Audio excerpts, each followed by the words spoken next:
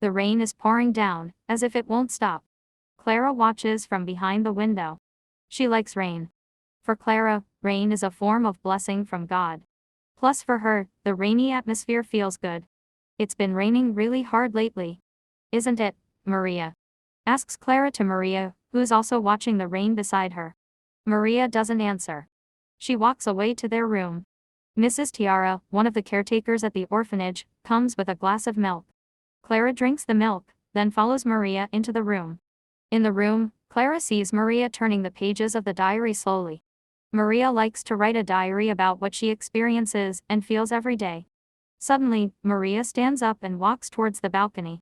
But Clara holds her back. "Don't, you'll fall," Clara warns. Mary complied. She turns over to the bed and sleeps.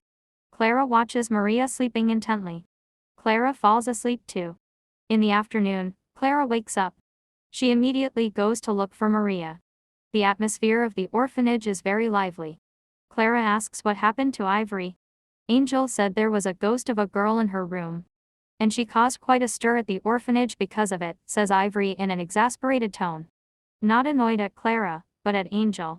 Ivory is a brave child. She doesn't like cowardly and exaggerated people like Angel who makes the whole orphanage goes crazy just because a ghost rides past in her room.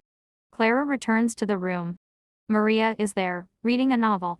"I didn't see you earlier," Clara says. "I went to the bathroom," answers Maria. Clara nods, then goes out for dinner. After dinner, Clara returns to the room. She sees Maria, who's already fast asleep. Clara, who's sleepy, then falls asleep too. In the middle of the night, Clara suddenly wakes up. She doesn't see Maria beside her. Fear grips Clara. She checks the bathroom. Mary isn't there. In a panic, Clara heads to the balcony. Maria is sitting on the balcony railing, staring at the moon with a blank stare. "Maria. What are you doing?" cries Clara hysterically. Maria looks at Clara. "If you see me now, it means I'm no longer by your side," says Maria. "No. The proof is that you were with me all day," Clara exclaims. Maria closes her eyes for a moment, then opens them again. "Stop it, Clara. Don't take me back at all." Maria looks at Clara with a sad, flat look, and it makes Clara's chest ache. Clara holds her throbbing head violently. The memories that were lost all this time returns to her head simultaneously and at an incredible speed, making her head feels like it was being hit by a hammer over and over. "Please don't," Clara cries. "Let go of me. You will only hurt me with these." Maria jumps. Clara shouts hoarsely. She runs to the balcony railing and looks over lower. Maria's body isn't there. There isn't anything. "Father, Mother. Why are we here? Where are you going?" asked Maria with a teddy bear in her arms. "We have business." "Maria, take good care of yourself. Mom and Dad will pick you up later," said Maria's father. "Okay." 10 years later. "Hey, look at her. She's an orphan. I heard she was abandoned by his parents." "Haha, I'm sure it's because she's useless." Maria covered her ears and ran away. She returned to the orphanage and intended to sleep. "Poor Maria," laughed Angel. "Help us clean our room, okay? Mrs. Tiara will check everything in a moment," said Abel. "I'm going to sleep," said Maria. "This kid dares to fight, huh?" Angel hit Maria, until Maria's head felt dizzy.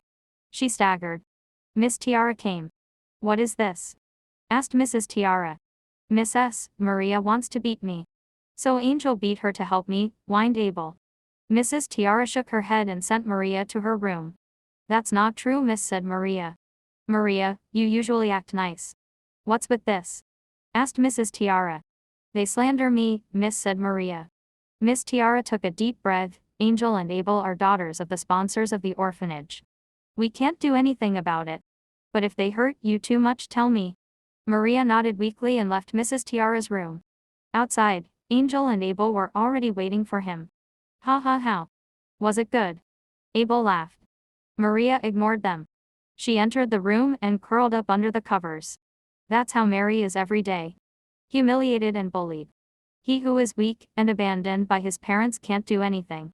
"I can't take it anymore," Maria cried. She wonders why his parents abandoned her.